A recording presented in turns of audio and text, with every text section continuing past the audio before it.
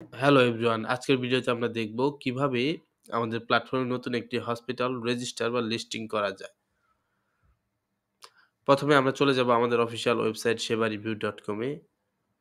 তারপর আমরা হাসপাতাল পেজে যাব।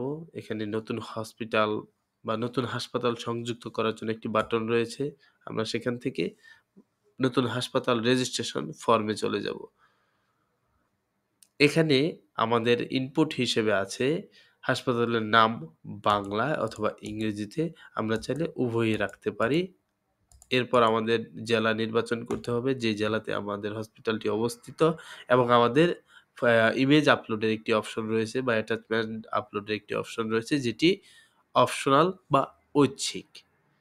তাহলে আমরা একটি হসপিটাল টেস্টিং এর জন্য ক্রিয়েট করতে পারি। হসপিটাল, টেস্ট হসপিটাল আমরা টেস্টিং এর জন্য তৈরি করে ফেলি। আমাদের হসপিটালটি তৈরি হয়ে গেছে।